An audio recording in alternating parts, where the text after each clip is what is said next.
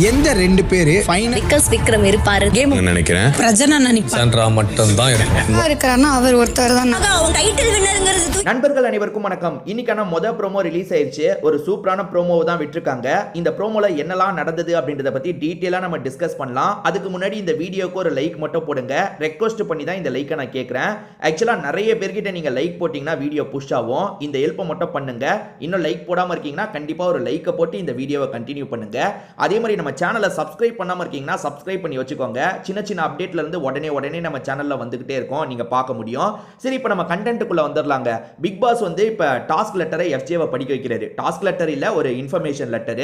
என்ன தெரியுமா, ஃபைனலிஸ்டா நீங்க போனா உங்க பக்கத்துல யார் இருக்க வாய்ப்பு இருக்குன்னு ஒவ்வொருத்தரா வந்து சொல்லுங்கன்னு சொல்றாரு. அதாவது டாப் 2ல யார் போக போறா, ஒன்னு நீங்களே ஃபிக்ஸ் பண்ணிக்கோங்க. இன்னொருத்தர் யாரா இருக்க வாய்ப்பு இருக்கு, விஜய் சேதுபதி கூட உங்க கூட யார் நிக்க போறா, அந்த ஃபைனல்ஸ்ல நிக்க போறவங்கள ஒவ்வொருத்தரா வந்து சொல்லுங்கன்னு சொல்றாரு. ஒவ்வொருத்தரா வந்து சொல்றாங்க. இதுல நிறைய பேர் யார் பேரை சொல்றாங்கன்றதை நம்ம பொறுமையா பார்க்கலாம். அதை பத்தி நம்ம லைட்டா ஒரு டிஸ்கஷனும் வச்சுக்கலாம். முதல்ல எஃப்ஜே இருக்கான் பாத்தீங்களா, இந்த லெட்டரை படிச்சிடறான். இப்போ ஒவ்வொருத்தரா வந்து சொல்ல ஆரம்பிக்கிறாங்க. முதல்ல யார் தெரியுமா, ப்ரோமோ கட்ல யார் வராங்கன்றதை நான் சொல்றேன். அரோரா தான் வராங்க. வந்த அரோரா இருக்காங்க பாத்தீங்களா, ஃபைனல்ஸ்ல விக்ரம் நிப்பாரு அப்படின்ற மாதிரி சொல்றாங்க. அதாவது ஃபைனல்ஸ்ல விக்ரம் நிப்பாருன்னு சொல்றாங்கன்னா நான் ஃபைனல்ஸ் வரைக்கும் போவேன், ஏன் கூட விக்ரம் நிப்பாருன்றதை தான் மீன் பண்ணி இப்படி சொல்றாங்க. முதல்ல அரோரா விக்ரம் பேரை சொல்றாங்க. விக்ரம்க்கு ஒரு ஓட்டு வந்துருச்சு, மனசுல வச்சுக்கோங்க. அடுத்ததா ரெண்டாவது கனி வராங்க.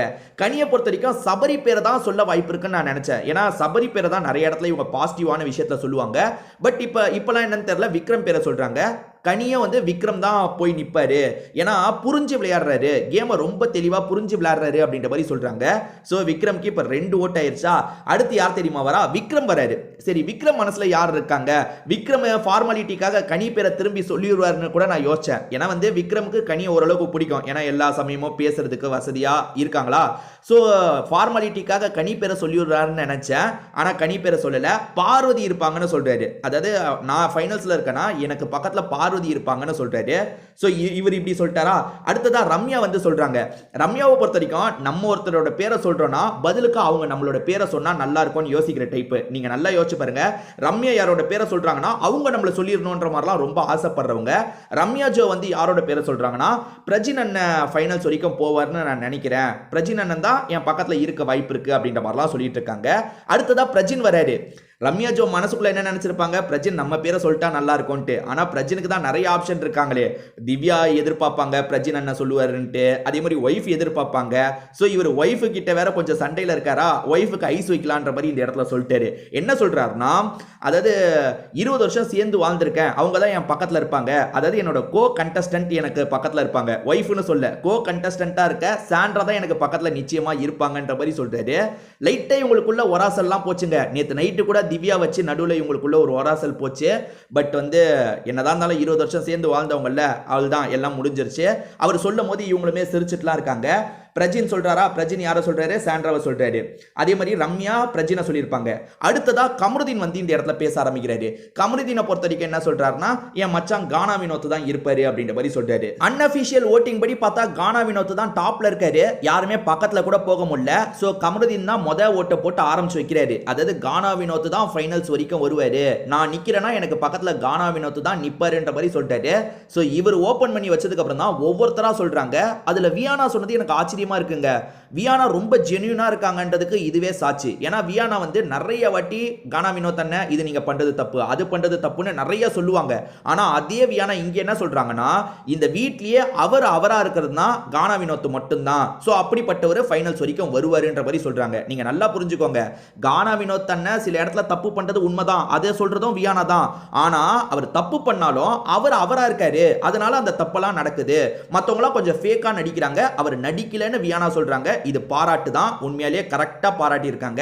அடுத்ததா விஜய் பார்வதி என்ன சொல்றாங்கன்னா, கானா வினோத் தான் நிச்சயமா இருப்பாரு அப்படின்ற மாதிரி சொல்றாங்க.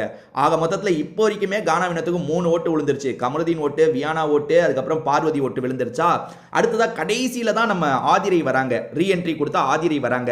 ஆதிரையை பொறுத்த வரைக்கும் யாரை சொல்றாங்கன்றதை நமக்கு ப்ரோமோல காட்டல. ஆனா ஆதிரை வன்மத்தை கக்கிற மாதிரி பேச ஆரம்பிக்கிறாங்க. அது என்ன தெரியுமா, காமெடி பண்ணதுக்காகவே ஒருத்தருக்கு டைட்டில் தூக்கி கொடுக்கறது என்னால ஏத்துக்க முடியாதுன்னு சொல்றாங்க. யாரை பொழக்கிறாங்கன்னு தெரியுதா? கானா வினோத்தை தான் பொழந்துட்டு இருக்காங்க. அதாவது அவர் காமெடி பண்றாரு, சில விஷயங்கள் பண்றாருன்றதுக்காகவே டைட்டில தூக்கி கொடுத்துட முடியாதுன்ற மாதிரி டைரக்டா அவர் அட்டாக் பண்றாங்க. எனக்கு தெரிஞ்ச டீட்டெயிலா இவங்க பேசியிருப்பாங்க. அதாவது கானா வினோத்துக்கு எல்லாருமே சொல்றீங்க, ஆனா என்னால ஏத்துக்க முடியாதுன்ற மாதிரி சொல்லிட்டு இவங்க வேற யாரோட பேர் அதுதான் சொல்ல வாய்ப்பு இருக்கு. அப்படி யார் பேரை சொல்ல வாய்ப்பு இருக்குன்றதை நீங்க சொல்லுங்க. ஆனா கானா வினோத்தை பத்தி இவங்க இப்படி சொல்றாங்க. இவங்க இப்படி சொல்றதுக்கு ஒரு காரணம் இருக்கு. வெளியே வந்து கானா வினோத்துக்கு வர ஓட்டெல்லாம் இவங்க தெளிவாவே பார்த்துட்டாங்கல்ல. அதாவது கானா வினோத்தை யாருமே அந்த அன்அஃபிஷியல் ஓட்டிங்ல பிடிக்கவே முடியலன்றது இவங்களுக்கு தெரியும்ல. அதனால அந்த பெட்டை இங்க தூக்கி போடுற மாதிரி தான் இருக்கு. அதாவது இவர் காமெடி தான் பண்றாரு, வேற என்ன பண்றாரு? அதுக்காகவே யாராவது டைட்டில் கொடுத்துருவாங்களா அப்படின்ற மாதிரிலாம் பேசுறாங்க. நீங்க நல்லா கவனிச்சு பாருங்களேன். ஆன்லைன்ல நீங்க நல்லா கவனிச்சீங்கன்னா ஒன்று தெரியும். கானா வினோத்துக்கும் திவ்யாக்கும் ஒரே குரூப் தான் ஓட்டு போட்டுட்டு இருந்தாங்க இவ்வளவு நாள் வரைக்கும். ஏன்னா கானா வினோத் வரலன்னா திவ்யாக்கு ஓட்டு போடுவாங்க, கானா வினோத் வந்துட்டா ஓட்டு கொஞ்சம் ஸ்பிளிட் ஆகும், திவ்யா கொஞ்சம் குறைவாங்க. இப்படி போயிட்டு இருந்தது. இப்ப கிளாஷ் ஆயிருச்சுங்க. கானா வினோத்துக்கு தனி குரூப் உருவாயிட்டாங்க, திவ்யாக்கு தனி குரூப் உருவாயிட்டாங்க. ஏன்னா இவங்களுக்குள்ளேயே முட்டிட்டு இருக்குல்ல, அதனால தான் தனி குரூப் உருவாயிட்டாங்க. இதுக்கப்புறம் ரெண்டு பேரோட ஓட்டுலயும் கொஞ்சம் அடி வாங்குறத நீங்க ஃபீல் பண்ண முடியும். அடுத்தடுத்த வாரத்தில் நீங்க ஃபீல் பண்ணுவீங்க பாருங்க. இதை பத்தி நீங்க என்ன நினைக்கிறீங்கன்ற உங்களோட கருத்தையுமே சொல்லுங்க, நான் பார்க்குறேன்.